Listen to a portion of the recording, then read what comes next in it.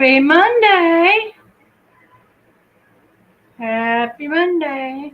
Okay, in about 10 minutes, I may have to pause for just a second because I have a lasagna in the oven and I'm going to have to go pull it out. Okay? All right.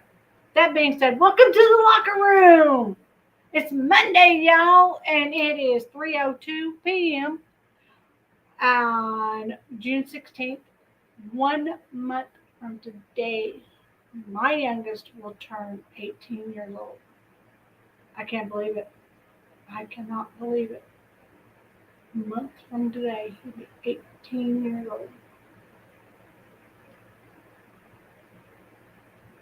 Okay, I went back to the doctor today because these two spots where I had the cancers removed off my nose, they're bumpy and they're like secreting that oily. It's like oily all the time.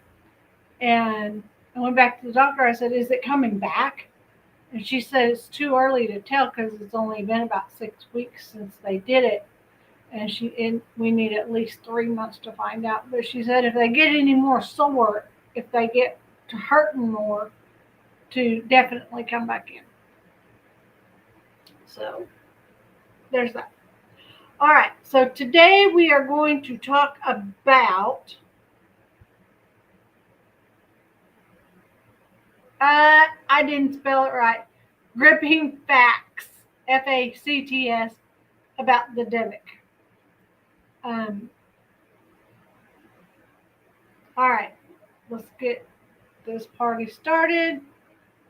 There's our fair use disclaimer. Everything in this video is opinion. We don't know facts until we know facts. Fair use is the law, and this is to exhibit portions of copyrighted motion picture, videotapes, or video discs under certain circumstances without authorization of the copyright holder. This is called fair use and is allowed for purposes of criticism, news reporting, teaching, which is what we're going to be doing, is teaching, and prodigy, which doesn't infringe of copyright under Section 17 U.S.C. 107. That being said,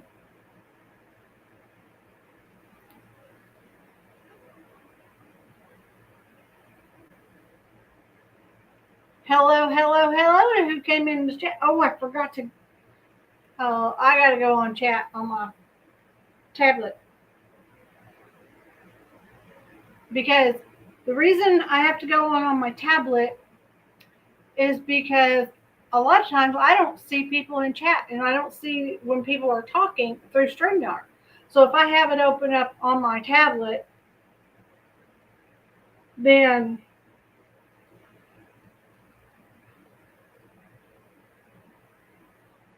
I can see the chat as it's happening on my tablet.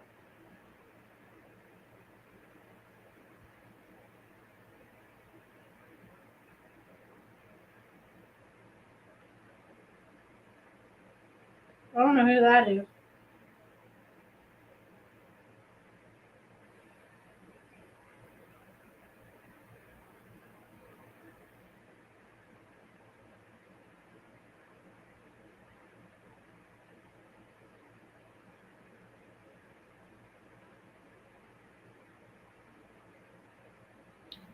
I'm not able to get to work done. Go to YouTube. Done.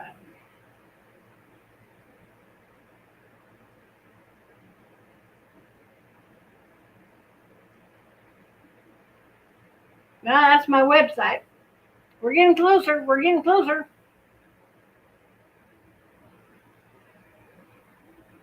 I don't know why. What happened? I wish I had 50,000 subscribers. Go to mine. That's not even my right channel.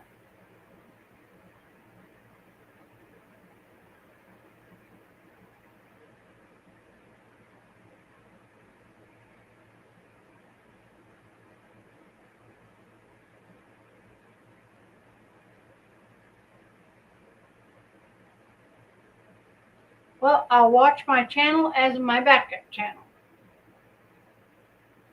That's what I'm going to do. I'm going to go on as my backup channel. Just so that I can watch chat. Okay, now, this isn't going to be easy. This has got a lot of reading. So, yeah, I say reading. Here comes the yawning. Okay, all the links are in the description at the bottom of the page. But I'm going to put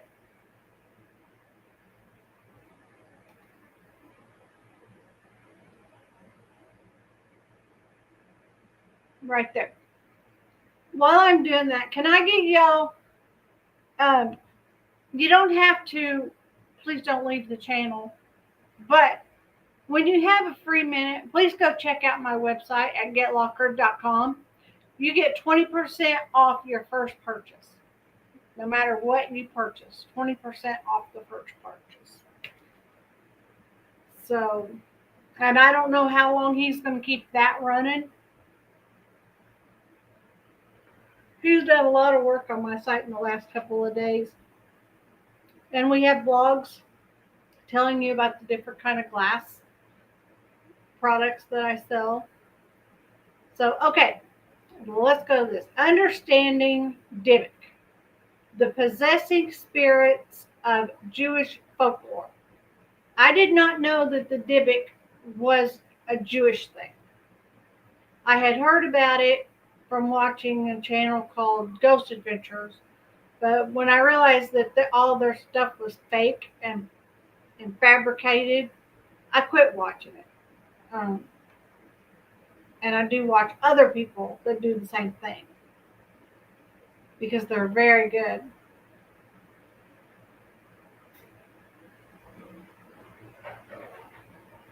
Like Paranormal Activity and, no, is it Paranormal Activity? I think it is Paranormal Files or something like that. And Paranormal Quest, both. I like watching both of them. They go to places and they research, but if there's no knock on the wall, you're not going to hear a knock on the wall.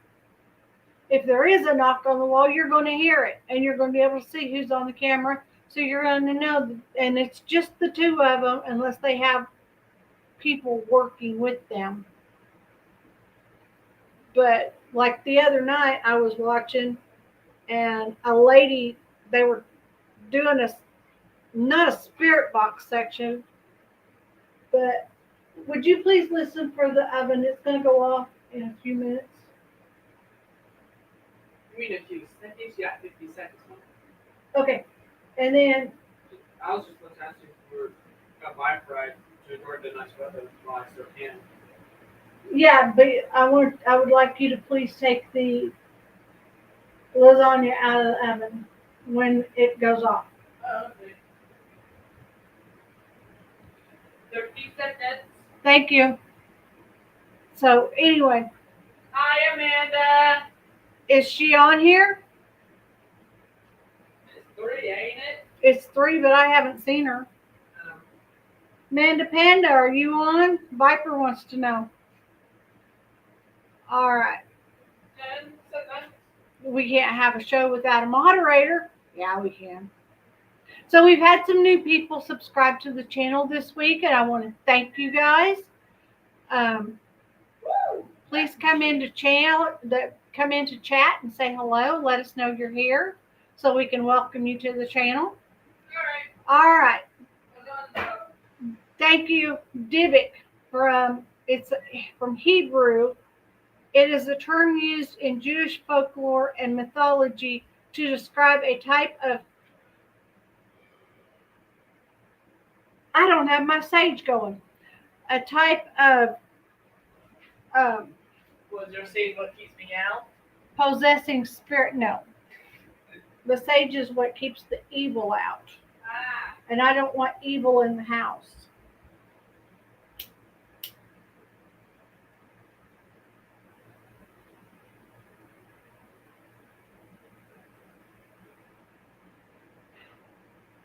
we're up and going. Okay. Let's see. It's a type of possessing spirit or demon that is believed to enter into and control the body of a living person. The word Dybbuk comes from the Yiddish language and is derived from Hebrew word daya or Dybbuk. Dybbuk. Hello, hello, hello. Which means a piece of wood or a fragment. Okay. In Jewish tradition,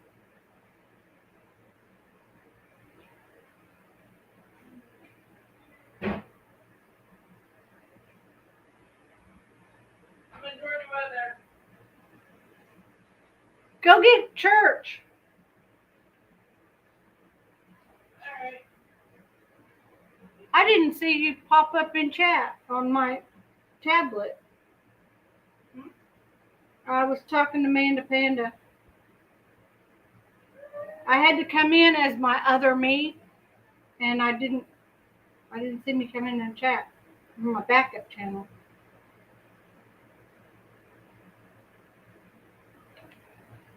Let me see if I can switch accounts.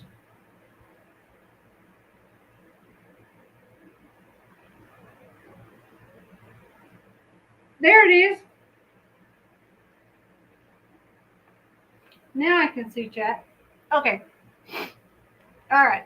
The belief in Dybbuks is thought to have originated in Eastern Europe, particularly in Poland and Russia, where it was believed that these possessed individuals could exhibit extraordinary strength, agility, and other supernatural abilities. In some cases, the possessed individual would speak in a language they did not know or display knowledge of events that they had no way of knowing.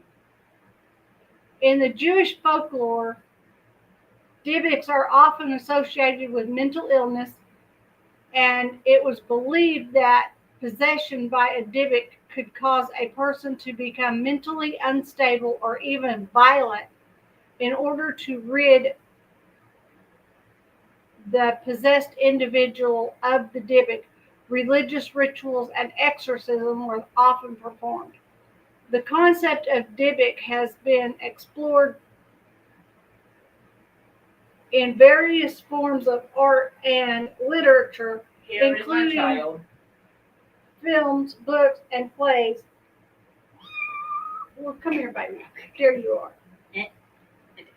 Church? Yeah. Say hello. See, look at my face. I am so cute. All right.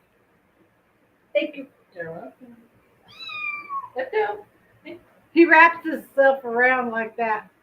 He's attracted to me. There's an issue. He adopted CJ, and he stays in CJ's room, except for when CJ brings him out to use the potty or to eat. The concept of Dybbuk has been explored in various forms of art and literature, including films, books, and play. It is also still believed in by some members of the Jewish community today, particularly in Orthodox circles. In other languages, geez Louise, I couldn't even attempt to pronounce any of that. Do you want me to drop the link? Do you know much about the Dybbuks?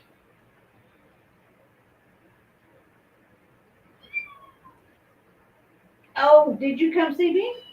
Well, come here.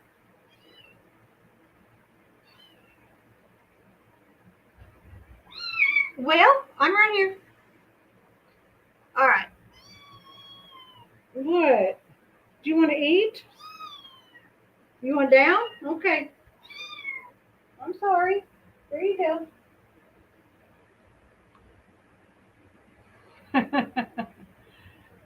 Okay, let's see. Let's go to the next page, and this one's going to be pretty long.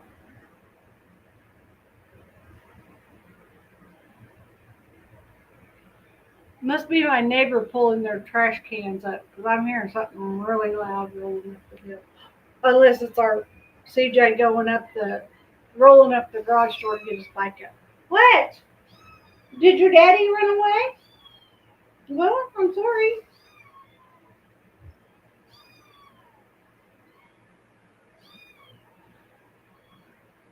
So, okay, 10 gripping facts about Dybbuks from Jewish folklore. Oh, let me give you the link up here. It's in the description down below, but I'll put it here just in case somebody wants to say something. You've likely heard of ghosts and demons, maybe even wish granting djinns. But how about soul cleaving Dybbuks? These evil spirits are rooted in just what? Well, I know. We'll go play. Evil spirits are rooted in Jewish folklore and rank high among the most dangerous supernatural beings due to a monstrous propensity. Okay, took me a minute for human possession. Fear of the Dybbuk reached an all-time high between the 16th and 18th century, and though it has died down in the years following, some still consider them a threat. Whether stories of Dybbuk initially served as horrifying reminders to act rightly, explain troubling behavior, or warn of a real-life danger, or a combination of all three, one thing is sure. These terrifying creatures are the stuff of nightmares. Keep reading for more of these ancient... What? Well, I hear you. You want me to find your food? Well, come on. Oh, please. Oh, I know. Oh, I know.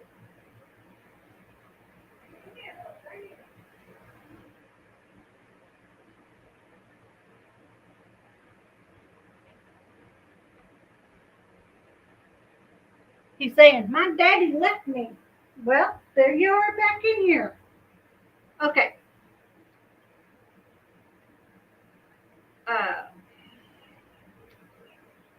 The stuff of nightmares. Keep reading for more on the ancient phantoms of lore. Related 10 creepy stories of demonic possession. Okay, let me put on a little bit of music. And I'm not going to listen to the whole thing. I'm going to try to cut it up a little bit. Because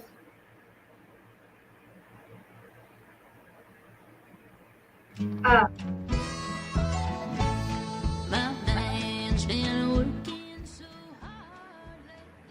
don't want to get a copyright.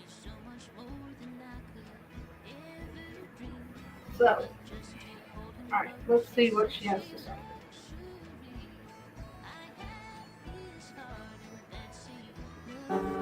Demon, spirit, restless soul. Every faith has their own words, and Judaism is no exception.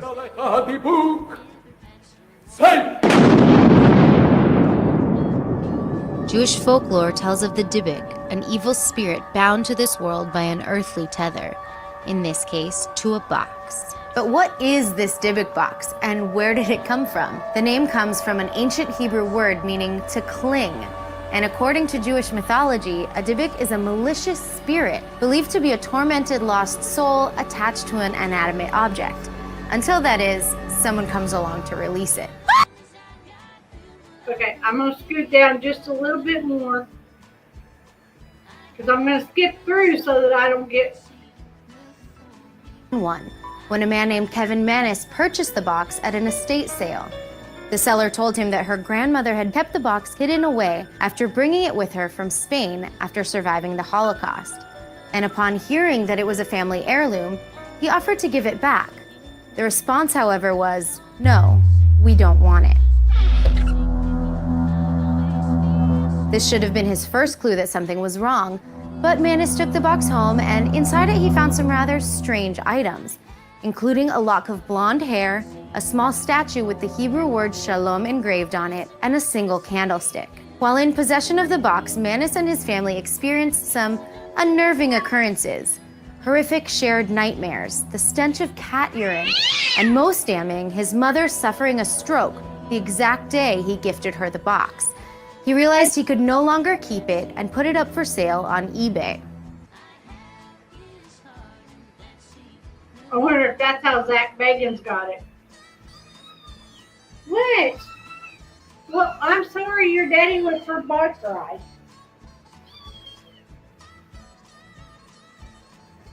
You better? I know.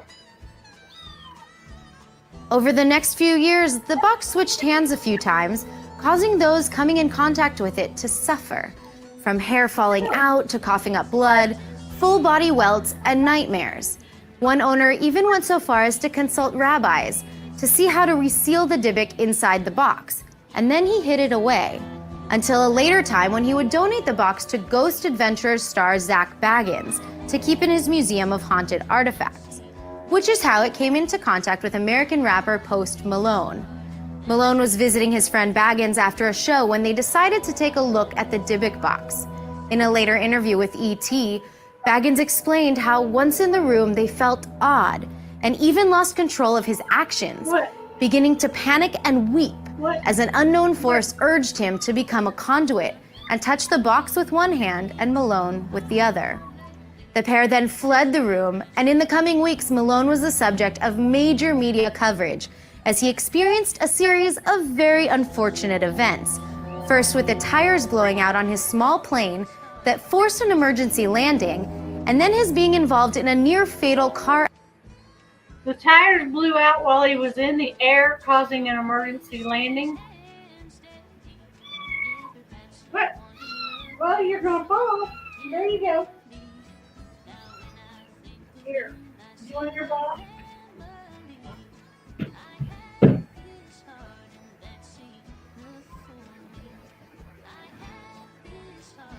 I don't really want to do this. Hey, you're breaking stuff. Okay, bye. All right, he took off. There he is. He's in the living room now. He likes being in the living room. All right.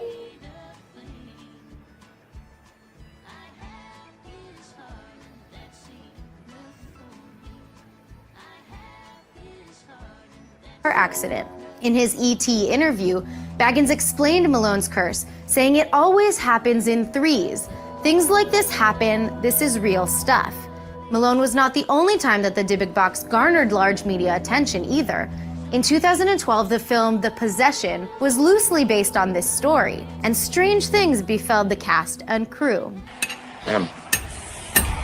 Slow down! Are these just coincidences? Maybe Maybe the Dybbuk is real after all. But here at ILTV, we agree that whatever you do, don't mock the box. Happy Halloween.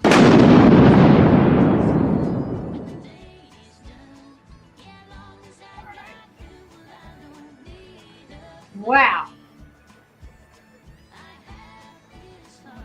Dybbuk stories have been passed down for thousands of years, but the first written account was in the Talmud. Posty?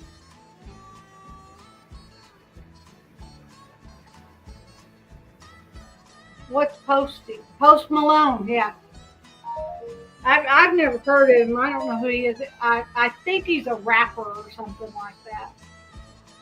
And I don't do rap music.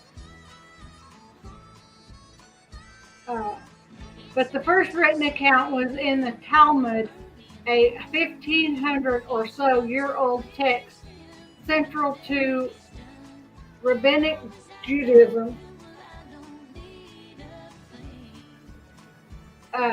which serves as a traditional guide for life, philosophy, history, folklore, and more. According to the folklore portions, the human realm is full of spirits whose existence serves as a reminder to live virtuously. The Dybbuk and other supernatural beings from the ancient texts eventually become linked with Kabbalah, the set of mystical Judaism with medieval roots. Initially, though, initially thought to be a demon, the Dybbuk, Yiddish for clinging spirit, eventually came to be considered the restless spirit of a sinner who was unable to move on to Gehenna, the transitory station between heaven and earth, where sins are expurgated and forgiven. Caught in a state of limbo, they seek refuge by attaching themselves to the soul of a living person. Hello, H. Davis. I'm seeing you today. I'm sorry about that on Smiley's channel this morning.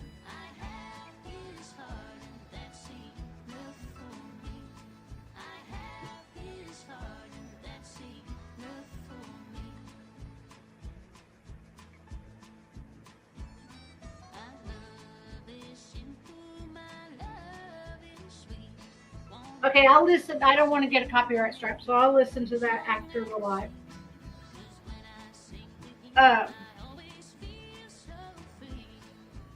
No, I wasn't ignoring you. I had to go get a screenshot so I could email that Smiley had gotten cloned. Her channel got cloned, and somebody was trying to act like her and trying to post stuff about Seth Rogers and Sebastian and it being Father's Day. He's not all right. Oh, okay. Okay. So I'll look into it after I'll look at that. You're eating my cord, buddy. Some say they attached to someone they had intimate contact with during their lives.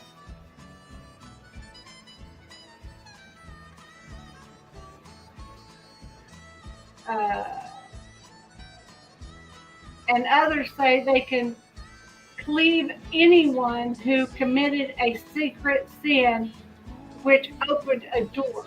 Some even say Dybbuks can possess an animal or an inanimate object like a box or a blade of grass. What, baby? What? You want to talk here? There you go. All right. Dybbuk origins. What? I know. He'll be home in a minute. Since the dawn of civilization in ancient Mesopotamia, possession by malevolent forces has been an explanation for physical and mental illness, the topic of extensive religious and philosophical speculation, and an overall source of existential dread. After all, what could be more horrifying than to become infested with a creature hostile to your very existence? While demonic and jinn possession are the dominant tropes in Abrahamic theories of possession and exorcism, the rise of the Kabbalah within Judaism would signal the appearance of a new threat: possession by the malevolent spirits of the dead. While rejected in both Orthodox Christianity and Islam, possession by the evil dead, or a ruach ra'ah, literally a evil spirit, now commonly more referred to as a Dybbuk, came to be the dominant form of possession in Judaism.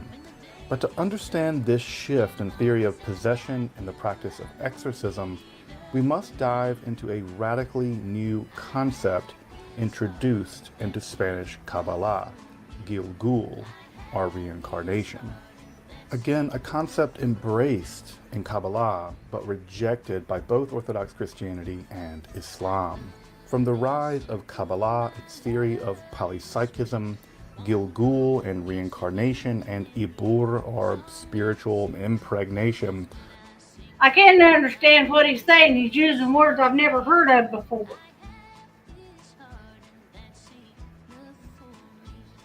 Maybe he'll say something. Barring the door to even hauntings by ghosts or things like that really aren't even ghosts in Islam.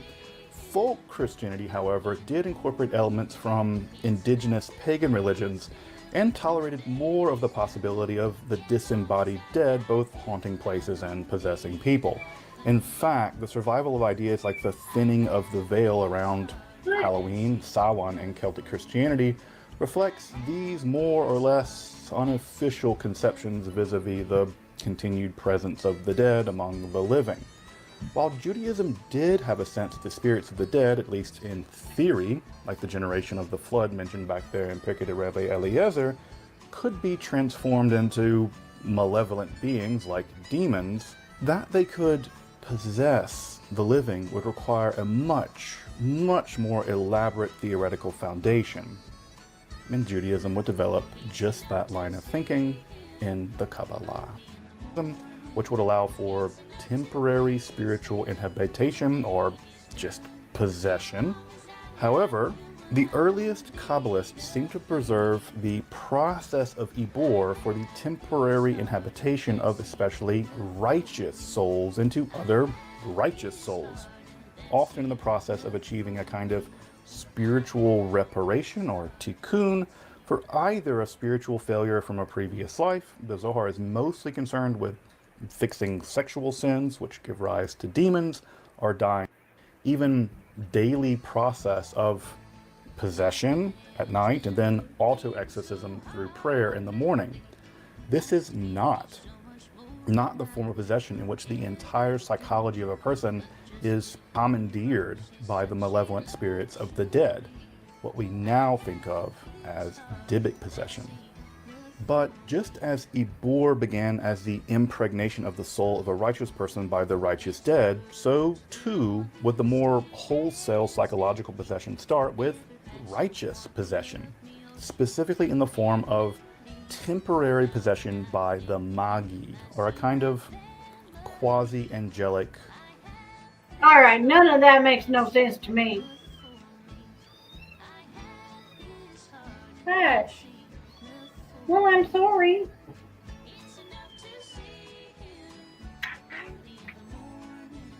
I'm sorry. Your daddy had to go for a bike ride. You're in a strange place that you don't know. And Edward won't have anything to do with you. Alright, many believe Dybbuks come from the demon of evil. In Kabbalistic terminology, the demon of evil, the Sitra Ahara, the other side, is an inversion of the divine world that houses the dark forces. As the story goes, angels oversee our world while demons reside on the other side. Satan doesn't have a significant role in Kabbalistic mythology. Instead, demons are portrayed as the greatest danger to humans, especially when one clings to a living soul. The importance of removing the Dybbuk and its destructive forces from a pure soul falls not only on saving the possessed person, but also on the battle in a cosmic war between good and evil. The Hebrew verb from which the word Dybbuk is derived is also used to describe the cleaving of a pious soul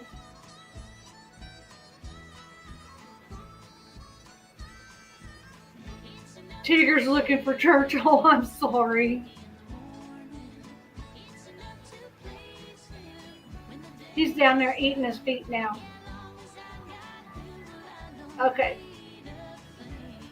The Hebrew verb from which the word Dybbuk is derived is also used to describe a cleaving of a pious soul to God. The two states are mirror images of each other. The great of reincarnation.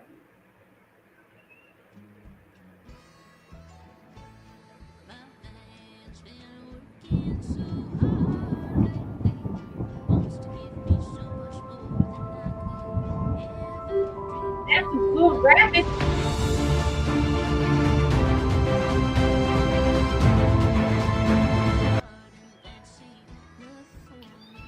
I don't have permission to use their sound effects. In Hebrew, the word Gilgal means cycle or wheel, and neshamot is the plural for souls. Souls are seen to cycle through lives or incarnations, being attached to different human bodies over time. Which body they associate with depends on their particular task in the physical world, spiritual levels of the bodies of the predecessors, and so on. The concept relates to the wider processes of history in Kabbalah, involving cosmic tikkun, messianic rectification, and the historical dynamic of ascending lights and descending vessels from generation to generation.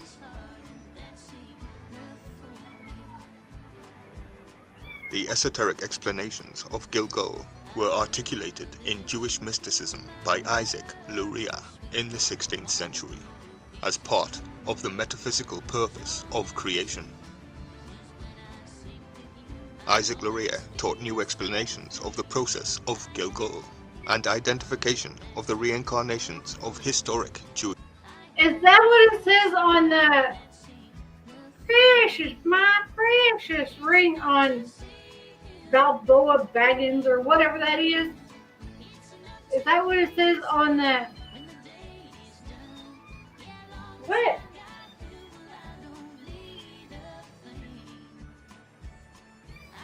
Oh, I'm sorry.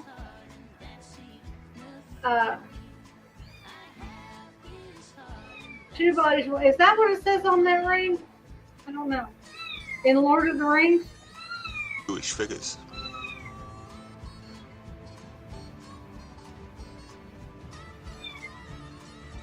The essential Kabbalistic text in regards to Gilgal is called Shahara Gilgulium, the Gate of Reincarnations. Based on the work of Rabbi Isaac Luria and compiled by his disciple, Rabbi Chaim Vital, it describes the deep complex laws of reincarnation. One concept that arises from Shahara Gilgulium is the idea that Gilgul is paralleled physically by pregnancy. In the Kabbalah, any higher spiritual truth is seen to be reflected in lower forms in this physical world. This is because the divine life force for this realm first descends from the chain of higher realms.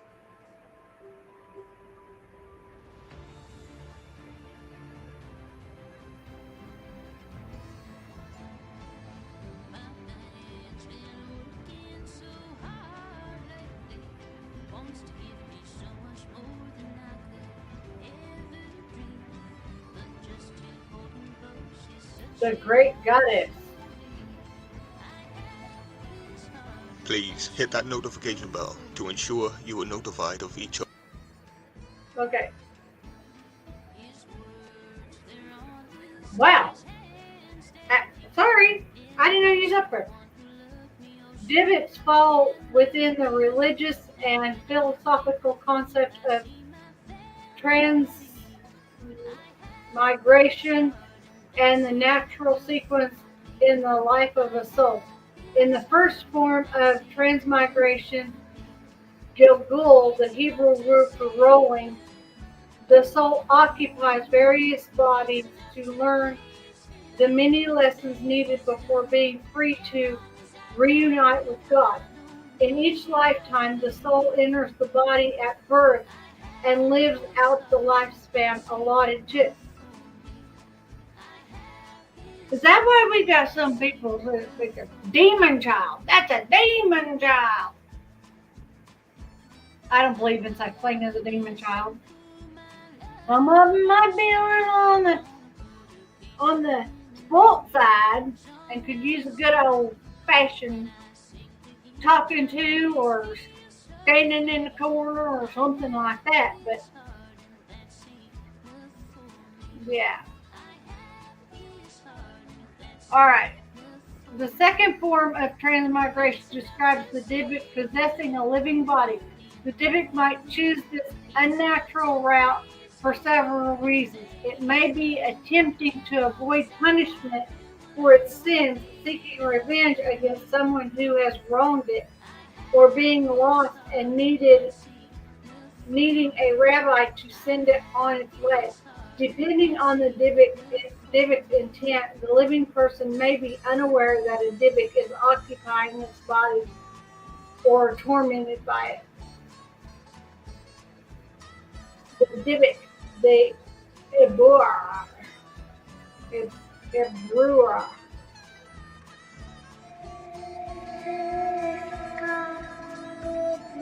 A Dybbuk and an Ibur are both spirits that possess people, but with very different intentions. They both are also rooted in Jewish folklore. The word Dybbuk means to cling or adhere. Often portrayed as a demon in movies and pop culture, it may come as a surprise to some that it is not. Shoot, that's me when I wake up in the morning. Am I a Dybbuk? It is a spirit that for various reasons hasn't moved on and stays on our plane of existence. It wants desperately to possess another living human being. In some stories, a Dybbuk will possess an object or an animal instead. There are 4 major reasons why a spirit becomes a Dybbuk. The first reason is if the spirit, good or bad, has unfinished business and wishes to possess a living person to finish it. But this task is bad or bad for the host. The second is a spirit that fears Gehenna and has decided to stay. This type of Dybbuk wishes to possess another, to live again, or to hide. The third is a spirit that in life has committed a sin or sins so bad that they are not allowed to enter Gehenna, and wants to possess another to live again. The last reason is the spirit, good or bad, has been wronged by a yet still living person and wants to possess that person as an act of vengeance. When a person is possessed by a Dybbuk, they eventually cease being themselves and take on the traits of the possessing spirit. The soul of the living person is no longer in control. It will not regain control of its body until a ritual. There's a lot of movies where you see that happening. I didn't know it had anything to do with the Dybbuk, but they show people that are no longer, like they move into a house and all of a sudden they're not the same person they were before they moved into the house or something like that.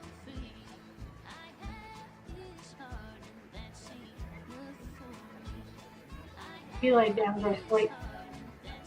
Ritual is performed. The ritual is headed by a pious man and sometimes includes 10 Jewish adults.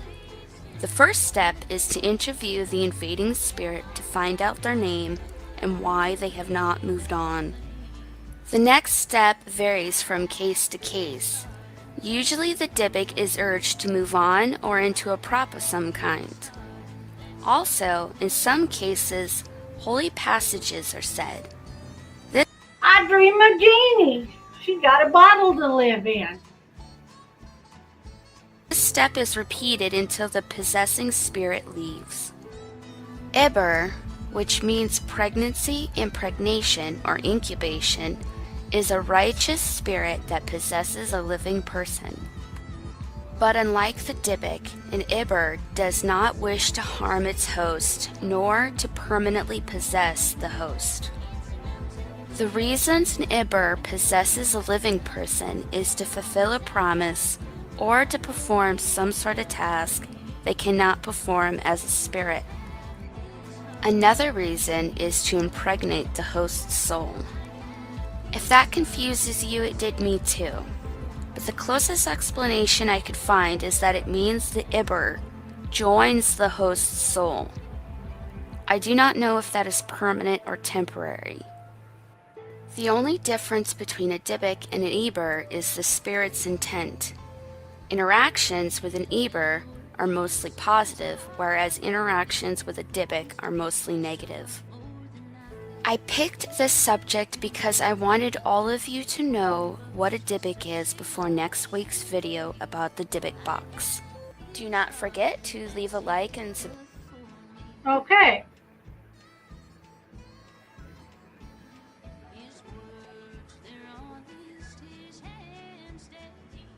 Kabbalistic texts and Jewish folklore claim possessions can also take a positive or healthy form.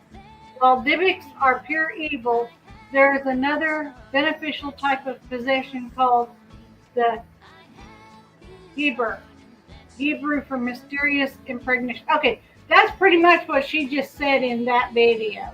So I'm not going to reread it. We'll look at this one that says possession.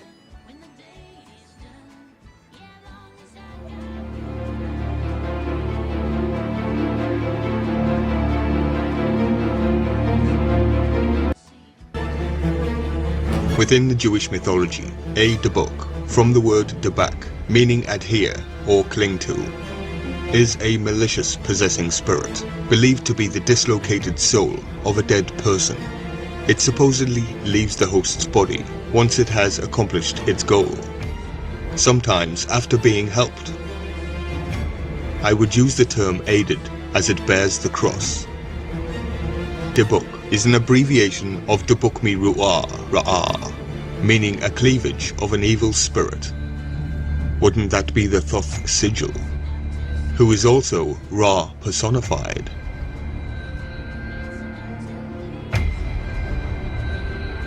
Or Dybbuk min ha-hisinim, meaning Dybbuk from the outside, which is found in man.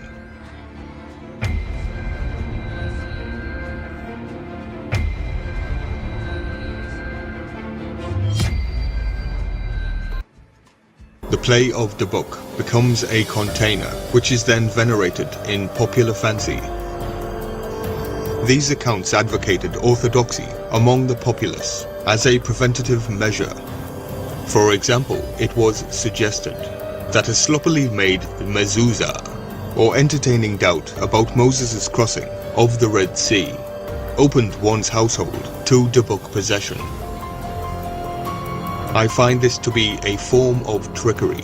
One mistake on the mezuzah, and you and your household are in trouble. But wouldn't this mean that worship is actually dangerous? Literally playing with fire.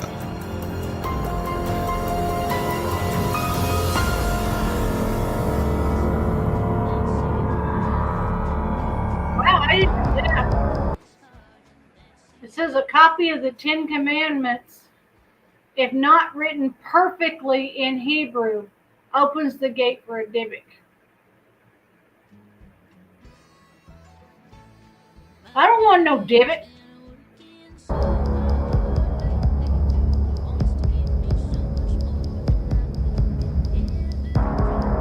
Very precise details of names and locations have been included in accounts of Dybbuk possession. Ansky's play is a significant work of Yiddish theatre and has been adapted a number of times by writers. In the play, a young bride is possessed by the ghost of a man she was meant to marry, had her father not broken her marriage agreement. There are other forms of soul transmigration within Jewish mythology.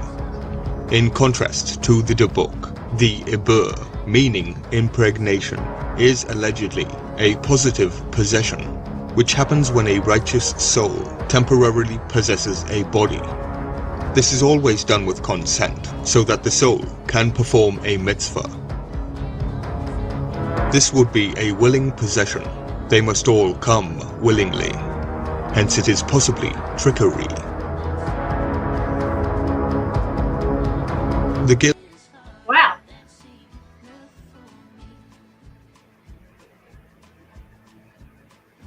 I just think about all the times you made us write the 10 Commandments and how many times we messed up. I saw we. But you weren't writing them in Hebrew. So you weren't writing them in Hebrew.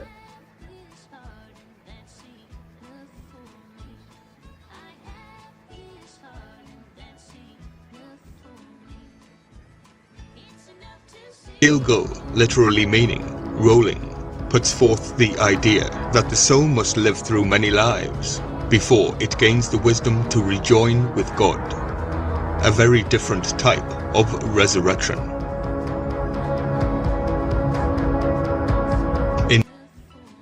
I think that's what it said, is we were supposed to be writing them in Hebrew. Oh.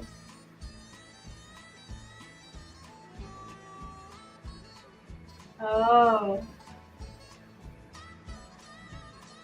Well, I don't know how to write in Hebrew, so.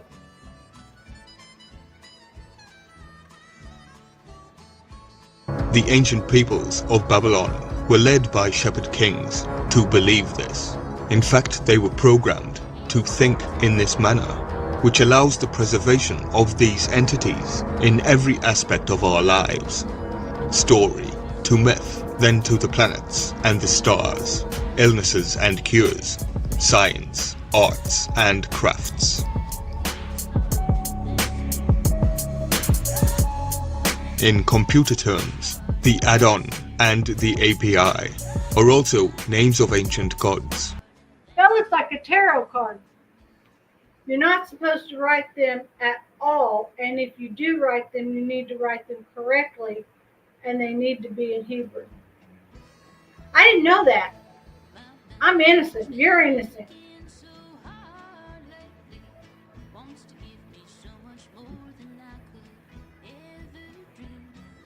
Connected not only to Babylonia, but to the Scandinavian Scythians, the Scyth. Descriptively, those who attach themselves to an already existing system.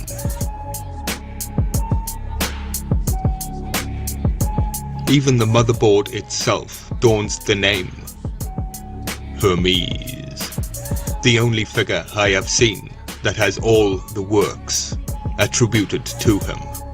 Hermes is a Dybbuk, the book, the myth, Mu Theos, the first piece of literature, the Dybbuk, the man behind the man behind the man.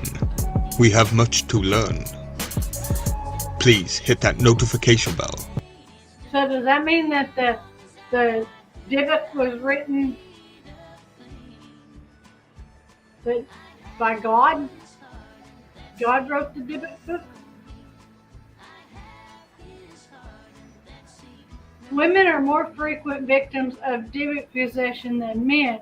It is a preference that, combined with the general assumption that Dybbuks are males, further illustrates the doctrine of opposites. I think that's why all of the Exorcist movies were female. And in the show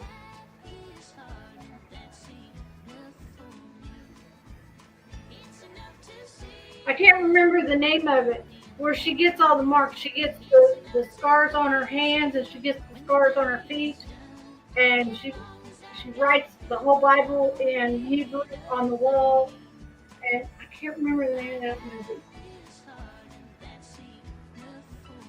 Because the guy the priest that came in and corrected the situation for her was so that stigmata, yes, thank you. Thank you. Love that show. I love that. I like that show. I just can't remember the name of it. And when I do remember the name of it, then I got to watch it, because if I don't watch it, I won't remember the name of it for next time. So, Dybbuks are especially attracted to anyone struggling with the same challenges or feelings they experienced during their lifetime. They'll work to make a person's life worse or influence them into making the same mistakes and sins as they made. They also tend to zero in on those who have a mental disorder, such as severe depression or a psychosis. I'm Dybbuk bound, I promise you, Dybbuk bound. History of witchcraft. Flight to the Sabbath.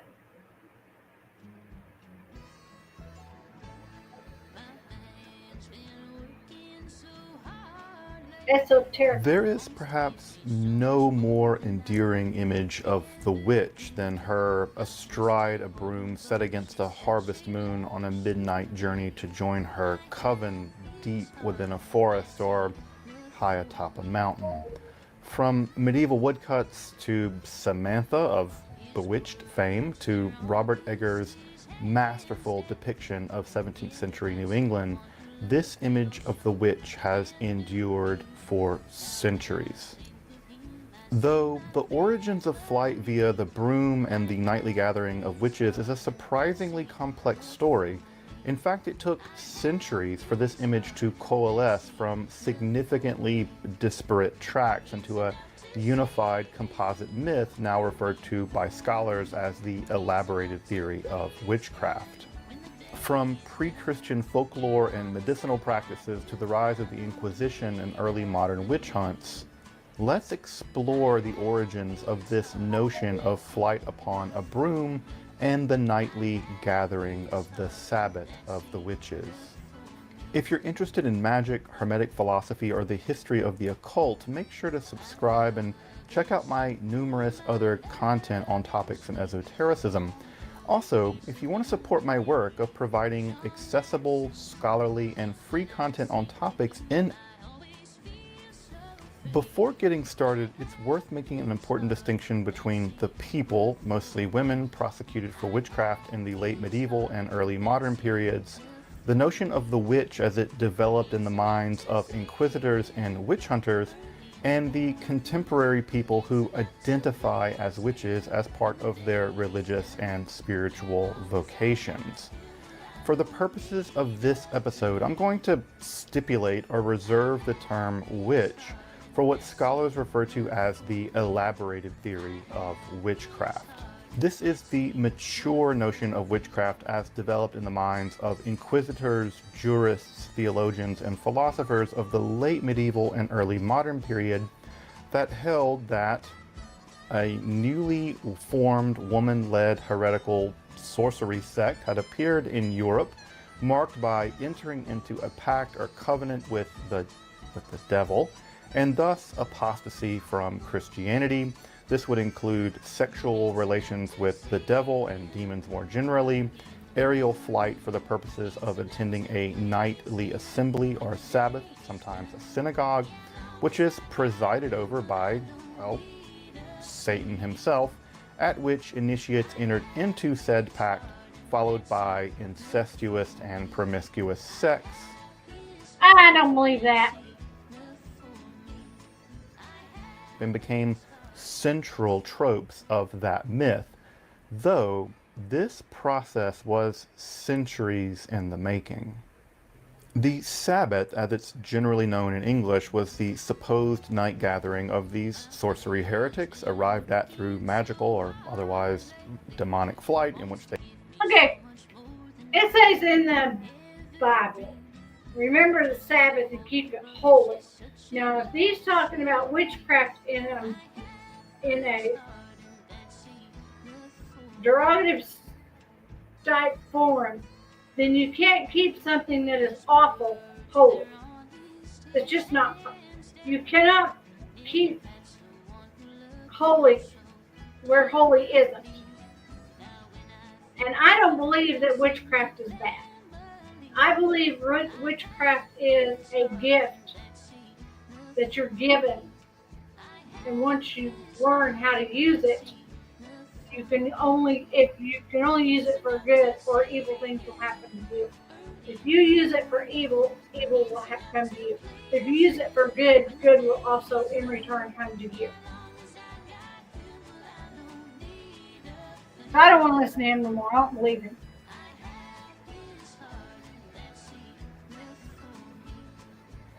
Exorcism in Judaism.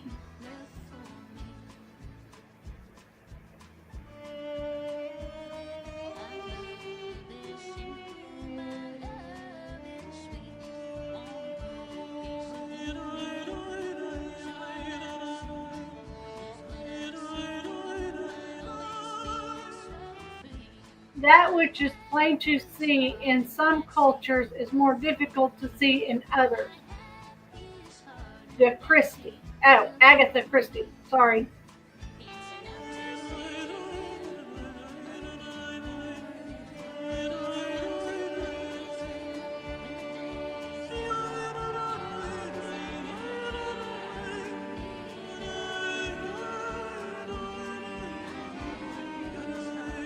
Never seen that figure before.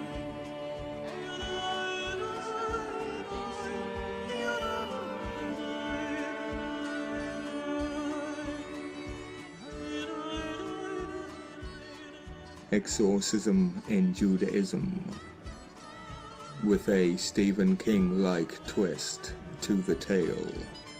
Josephus reports that exorcisms were performed by administering poisonous root extracts, and others by making sacrifices. Now gather round, everyone. Today we're going to repot mandrakes. Who here can tell me the properties of the mandrake root? Yes, that's great. Mandrake, or mandragora, is that from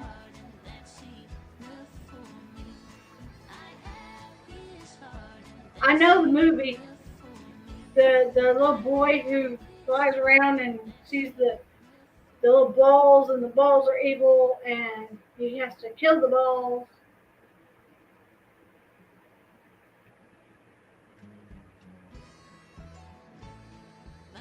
I am very much not into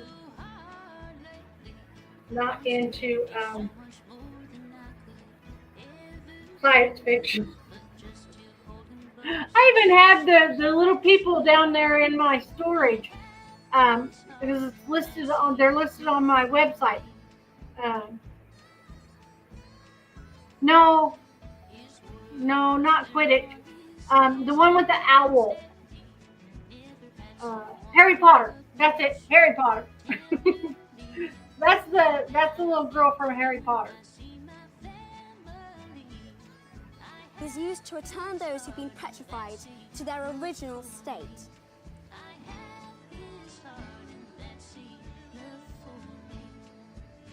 Oh, okay. It is worth noting that the root used in the Babylonian myth of Ishtar and Tammuz is samkat, a root form of amphetamine.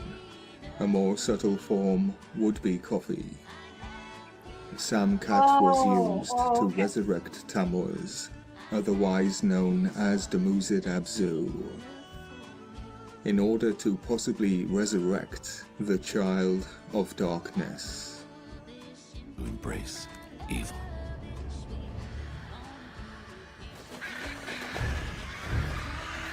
Set the god of death.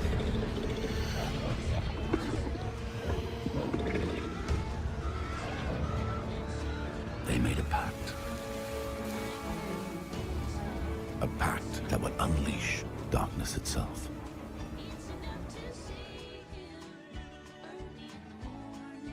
That cat hurt The good Uddug demon was used against the evil Uddug demon, yet they are an obscure class of the very same type of demon. An ambiguous legion. The problem is, the protective deity is the good Uddug, but that would be Pazuzu, the king of the very same demons.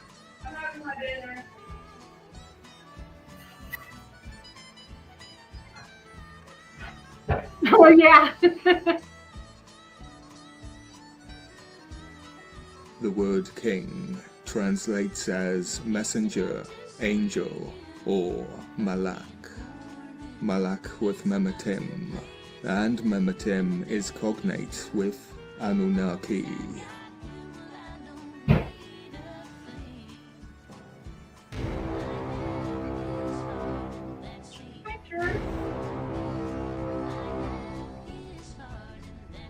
The shofar is blown in a certain way, with various tones and notes, in effect to shatter the body, so that the possessing force will be shaken loose. What does Nostradamus have to do with this?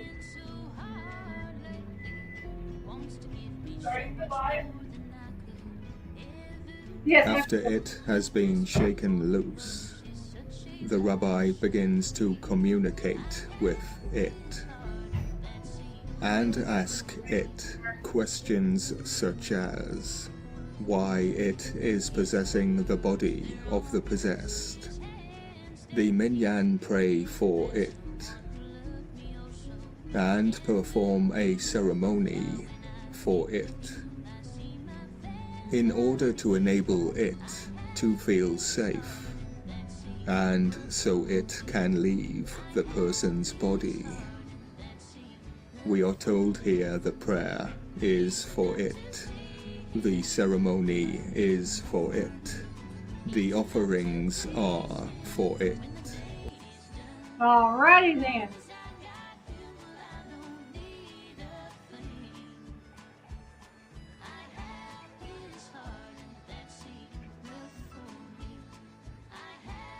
In the Greek Septuagint version of the Bible, and in the Latin Vulgate, this psalm is number 90. In Latin, it is known as Cu Habitat, meaning who lives.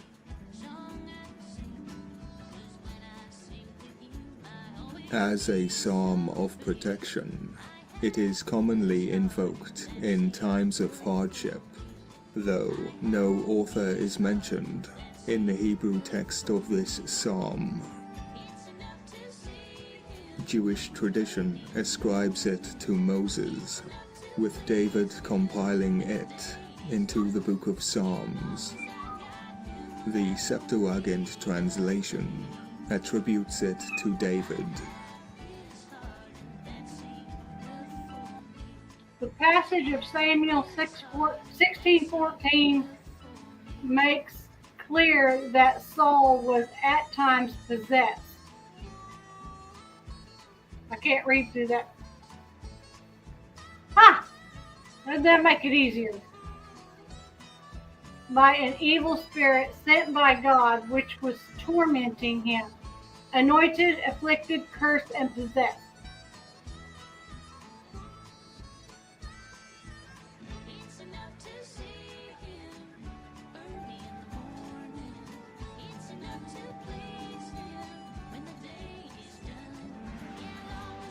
Moses is connected to the Malak. Samkat is a shrub, a bush, and if you burn it, you will get most high. Burning behind me is 8.5 tons of heroin, opium, hashish, and other narcotics.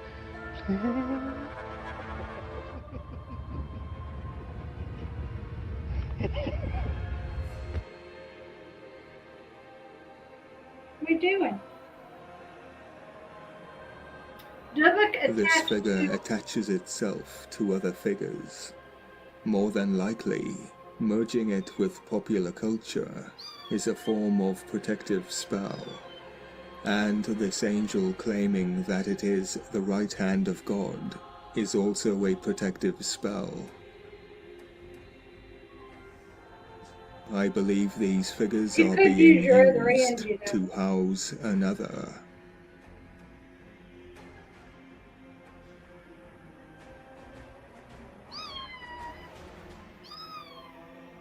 Dislocated soul of a dead person. It supposedly leaves the Psalm 91 is prominent in Jewish liturgy and ritual.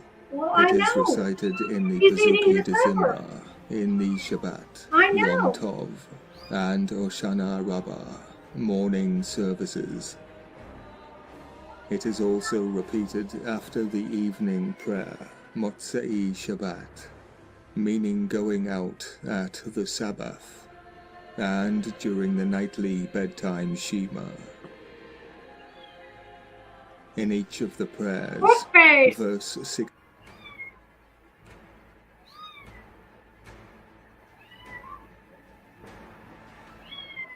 Says more video, so.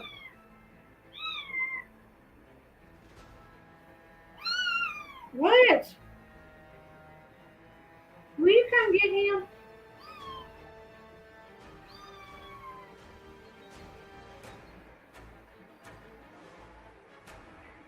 Come here. Come here. Possession and exorcism of an ancient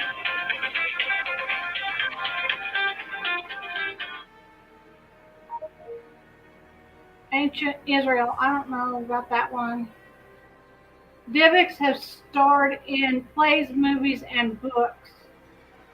Dybbuk's lore leaped from religious texts to mainstream media in 1920 when folklorist Shalom Report wrote a play called The Dybbuk based on years of research written under the pseudonym S. Ansky. The Dybbuk eventually became a canonical piece of Yiddish literature. The play has been multiple iterations since, including a 1937 film and a ballet created by Jerome Robbins and Leonard Bernstein. Films like Unborn in 2000, The Possession in 2012, and Ezra in 2017 are more recent examples.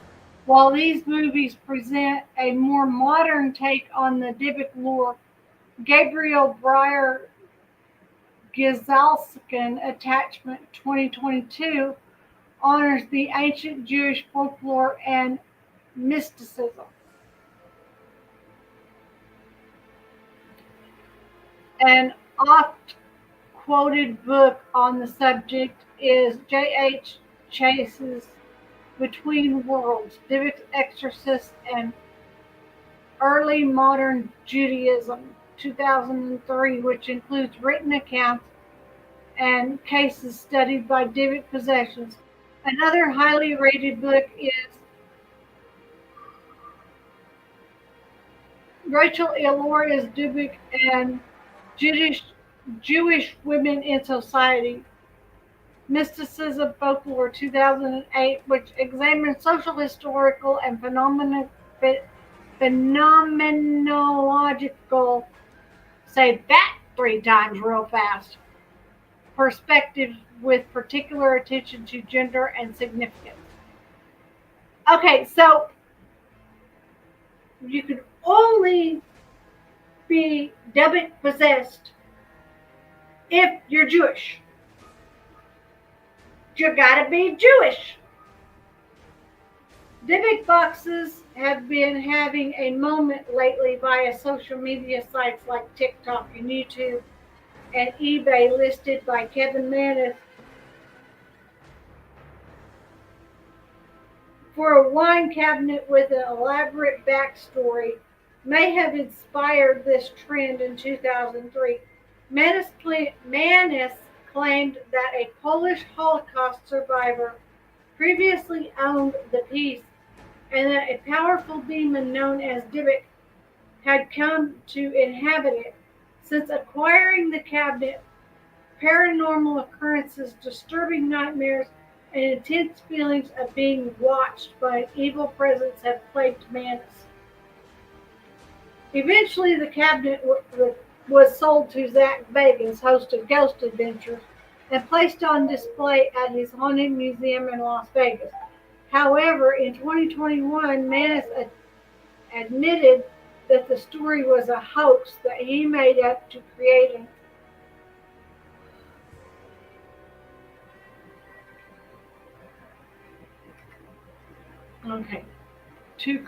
an interactive horror story in real time.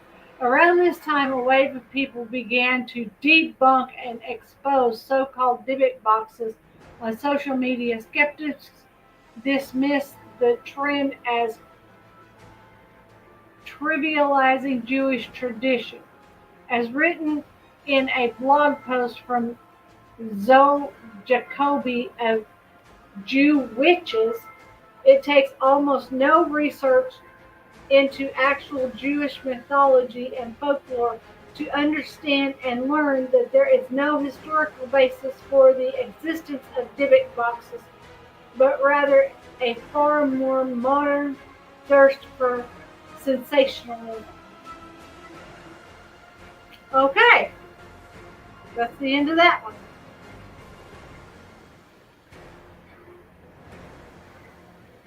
And then next it says,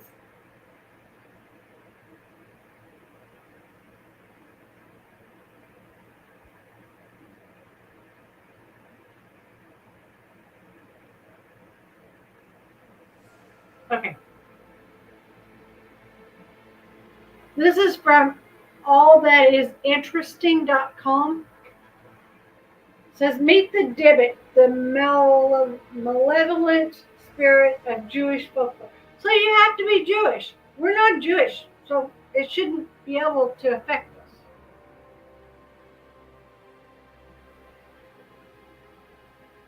Now, there might be some people here that watch this video from time to time that might be Jewish. And if you're Jewish, I apologize. I mean no disrespect to any type of religion, no matter what religion it is. Meet the Dybbuk, the malevolent spirit of Jewish folklore. Originating in 17th century Europe, the legend of the Dybbuk warns of a soul-cleaving spirit with the power to possess vulnerable people.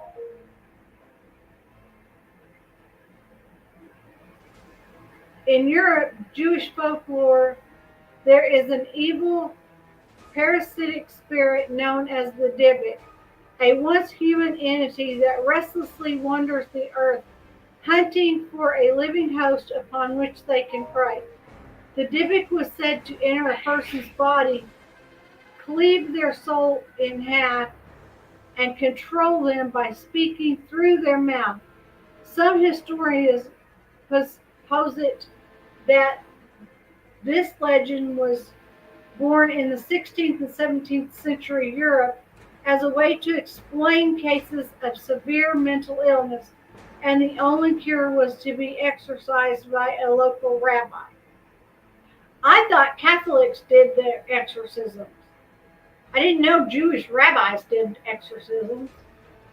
That's good to know. The history of the Dybbuk in Jewish folklore. The term Dybbuk is actually far more recent creation than the stories about the spirit itself. According to the Jewish Virtual Library, the word Dybbuk doesn't appear in either the Kabbalah nor in Talmudic literature, two important texts in Jewish history. Instead, the paranormal phenomenon was simply called an evil spirit, or sometimes Ruah Tezazit in Talmudic literature, and an unclean spirit in the New Testament. The word Dybbuk was first introduced in the 17th century in the spoken language of Jews from Germany and Poland as an abbreviation of Dybbuk Min Han Hizonim Mehrara. I'm sure I botched that. Or a cleavage of an evil spirit. You can't say that first. You made me go through all that. Originally, the Dybbuk appeared in Gospels and stories in the time of the Second Temple as chaotic figures that entered the bodies of the sick people. The narrative later shifted to insinuative that Dybbukim, where the spirits of the dead who had not been properly laid to rest. As time went on, however, the reason for Dybbuk appearance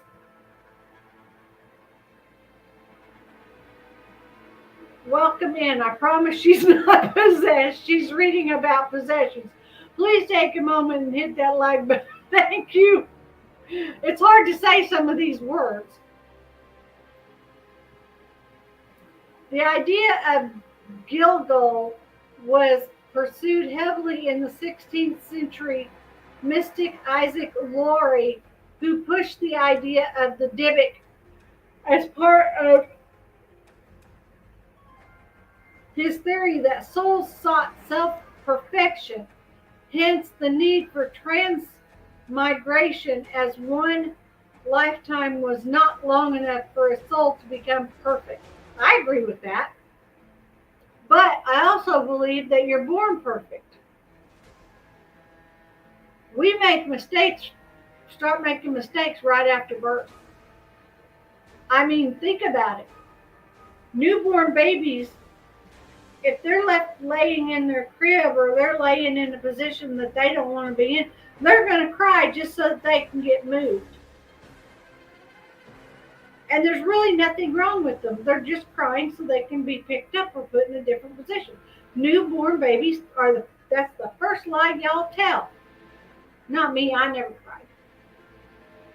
I'm teasing.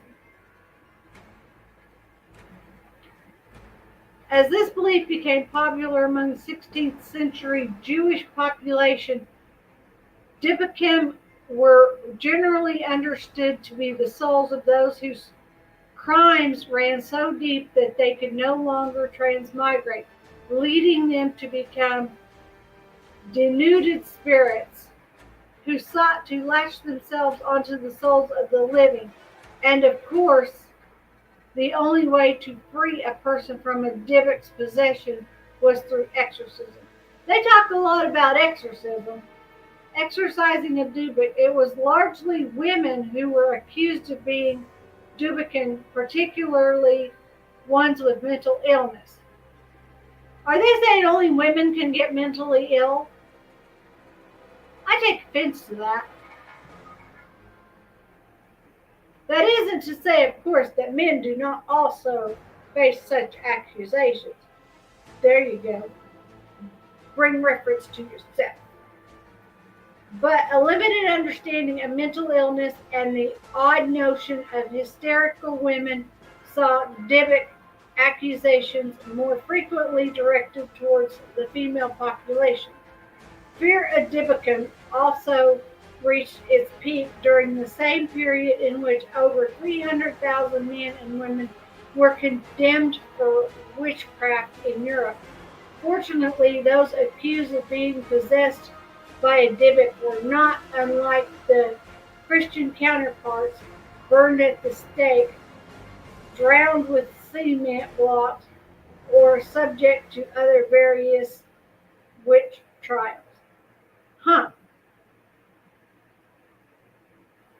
Instead, they were subject to a ritual exorcism that took place in the synagogue and was carried out by 10 purified men who had fasted and performed the Makeb, a Jewish ritual bath. These 10 men would stand around the possessed person wearing a white burial shroud adorned in prayer shawls, with their heads and arms bound by daily prayer parchments. The exorcising rabbi would then cajole threaten the Dybbuk by listing its wrongdoings and demanding that it leave the body in which it had taken residence. Now, how is the priest supposed to know what he did, what the evil thing did? The priest can't know all that. I mean, I know the good Lord speaks to us, but I don't think he speaks that way. The exorcising rabbi would then, I already read that. Once the verbal portion of the exorcism had concluded, the rabbi would remove several scrolls of the Torah from the synagogue's ark, blow on 7 ram's horns, light 7 black candles, and recite a 42-word prayer for protection known as that cult. The exorcist well, for one, I should start by saying it's wrong of you to be controlling this person's body. That's right. That's right. I agree with that. I agree with that. But we never know one's past sins. I believe we're all reincarnated and we come back as another person until we get things right or finish what the good Lord has put us here to do. So, I don't think we possess another being in any way, but I think our soul, if we're not finished with what we were supposed to do, comes in through another person at birth. So we're given the chance to finish what we didn't get done. The exorcist, careful not to show any signs of fear, would then command the Dybbuk to leave the possessed bodies with the explicit instruction only to do so between the person's big toe and its nail to avoid damaging them, and a second command telling the spirit that it was not to enter the body of another living person. Okay. The cursed box purchased on eBay, but the legend of the Dybbuk did not die with antiquity. In 2004, a man named Jason Haxon claimed to have come across one himself. He said that he bid on the item on eBay, a small mahogany wine box that he intended to gift to a friend for their magic day. It was in fairly good shape and only cost him $280. The day it arrived, I put my hands on it, and it almost feels like the thing collapses into a liquid state. Haxon told my San Antonio nearly a decade after the purchase, "I feel like a knife is coming into my gut. I'm paralyzed in pain. When I go to bed, I have terrible dreams of a hag that seems to come with the box." Haxon, at the time the director of Kirksville, Missouri Medical School Museum, first heard about the box from one of the museum workers who told Haxon that his roommate owned a haunted Jewish wine cabinet and planned to sell it on eBay. Supposedly, the box had made its way to this roommate through the owner of a furniture refining business who had purchased the wine cabinet at a Holocaust survivor's estate sale. Inside were as old coins, locks of hair, and a goblet. The seller had reportedly lost hair, smelled mysterious odors, and had his home infected by insects shortly after acquiring the box. Haxon started doing research on the Dybbuk and spoke both of rabbis and scientists about why the box could be making him feel ill. They all told him the same thing: put the box in a wooden container lined with gold. When he did, his medical issues subsided. He eventually sold the film rights to his story of the haunted Dybbuk box, which was turned into film The Possession in 2012. And 8 years later, the Dybbuk box, now in the Haunted Museum, was the subject of an episode of Ghost Adventures hosted by investigator Zach Bagans. 2 years before the episode, musician Post Malone visited the Haunted Museum and touched the Dybbuk box, later blaming it for a series of unfortunate events that befell him, including an emergency plane landing. Okay, we heard about all that. All right.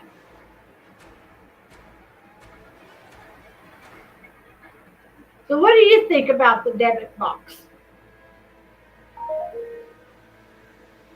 Do you think it would be something to own, or do you think it would be something to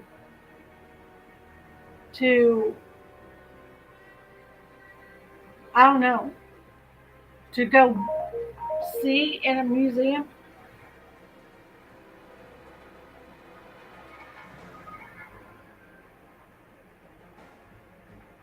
I don't know. I don't know. I believe in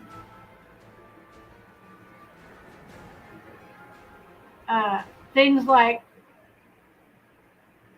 tarot cards and being a sensitive or something like that, a medium.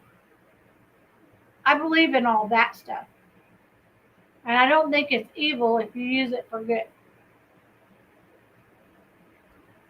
So, and it used to be, back when I was younger, my dad had a deck of tarot cards, and I only seen him bring it out once, and it was wrapped up and tied a knot, and when he took them out to use it, he just unwrapped them, untied the knot, and laid the blanket that they were in, or the cloth that they were in, out flat.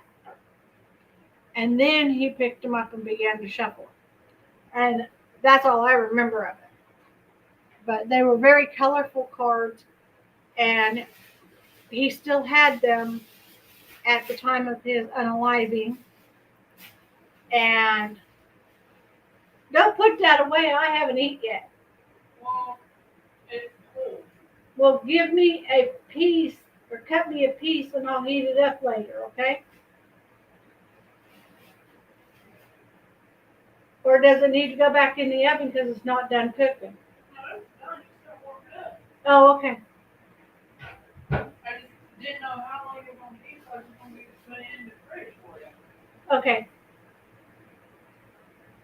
So, anyway, but yeah, I believe in that sort of stuff. But I don't practice it. I have tarot cards, don't get me wrong.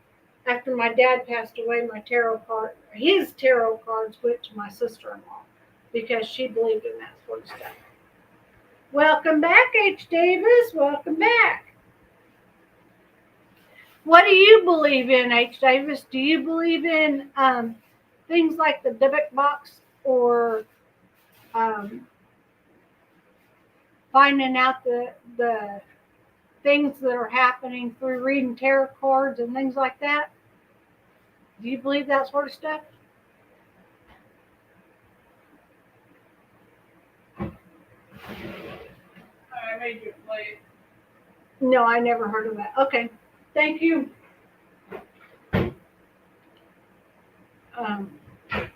So, I mean, it's worth investigating. And there was a lady once when I was younger. I was in my early to mid 30s. She said she could teach me how to be a medium and how to be able to enhance what gifts I was naturally given. And she said when I quit talking to her, she was trying to tell me something about you have to imagine in your mind an apple in your hand. And you have to be able to get to the point where you actually feel the apple in your hand. And when you can feel the apple in your hand, then you can project whatever message you want across to whatever person you want to project the message to. I can do that with my husband, and I don't even have to have an apple. So, not always, just sometimes. But, I mean, I think it's just like when you need it. When you need it, you can, it's there. That's the way I feel. So, anywho, the rest of this is about Kabbalah, which isn't really about the Dybbuk, except for that's where it's esoteric Judaism, mystic. So I feel those break something. Did he just break? Oh no, he's putting away dishes. He's putting away dishes, and he's picking up all the silverware and throwing it in the drawer. When I'm supposed to? Well, Amanda asked if you broke something. Well, my father said this was my dog. Yep. Okay, it talks about Kabbalah, and then the next one is the actual Dybbuk, and in Jewish folklore, a disembodied human spirit that became a former sin, that because of former sins wanders restlessly until it finds a haven in the body of a living person. Belief in such spirits was especially prevalent in the 16th and 17th century. So that's basically what we read before, and it says it has to be stopped by exorcism. And then from the Pub Medical Center, Paranormal Beliefs and Cognitive Functions, a systematic review and assessment of study qualified across 4 decades of research. And it talks about how you can research into paranormal beliefs and cognitive functioning has expanded considerably since the last review almost 30 years ago, prompting the need for a comprehensive review. The current systematic review aims to identify the reported associations between paranormal beliefs and cognitive functioning and to assess studies qualified. Okay. Now, if you're watching a show like Paranormal something, okay? There's several of them out there that are paranormal, and they're ghost adventures, ghost or whatever.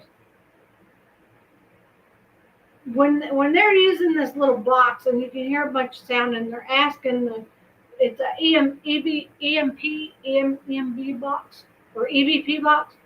When they're using those, and they're asking it questions and expecting it to give answers, you'll hear a little bit of sounds through radio static or whatever, and it is your cognitive thinking that forms words out of the staticky sound that you're hearing. That doesn't mean those are actually your words, but once the investigator puts the words up on the screen or says the word out loud, then all of a sudden your mind can say, oh yeah, that's what I heard it say. That's what they're talking about, cognitive, comprehensive.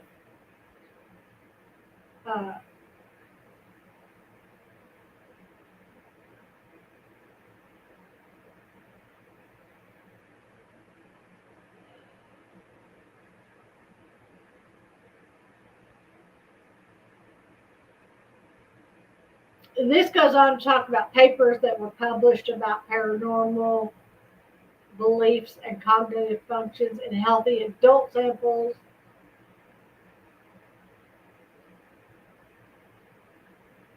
There have been 475 identified studies. 71 met the inclusion criteria. Studies were subsequently divided into 6 categories, and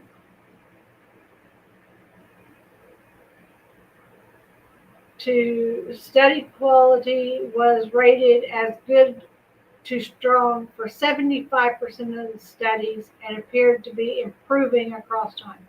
So nobody really knows. It's all in what you want to believe. But I truly, honestly don't believe there's a box with a piece of hair and a candlestick and something else, a thing written in Hebrew that tells a story that if you just touch the box, you're going to be, well, hello, baby. You're going to be automatically consumed by it. What? All right, with that being said, I thank y'all for being here.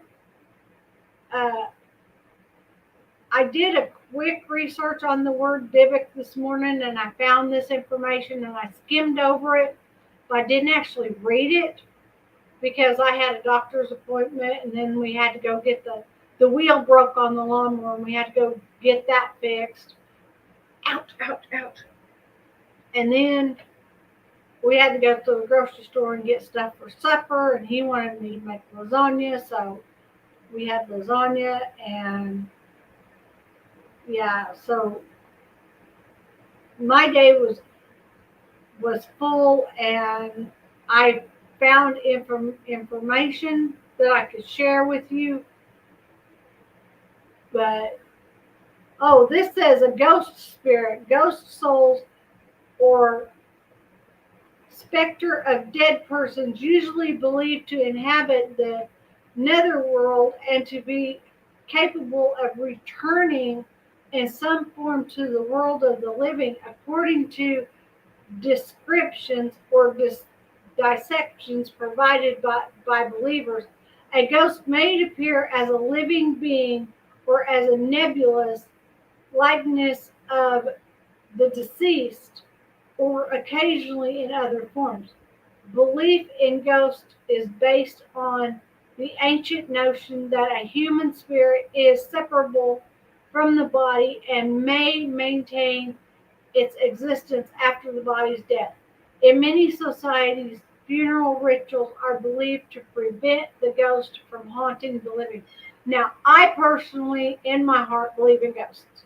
I grew up with them, and weird, unexplained things have been able to happen in our house all my life, and we just call it the ghosts. And sometimes some people in my family have seen one. I personally have not seen one, other than a shadow type figure. It's believed to be that the house that my parents lived in when they both passed away has a little 7 or 8 year old blonde headed girl that is the spirit. Now, I do know that she likes to play ball. She likes to play ball, and she likes blue balls. Round, ploppy blue balls that little kids play with, not anything horrible.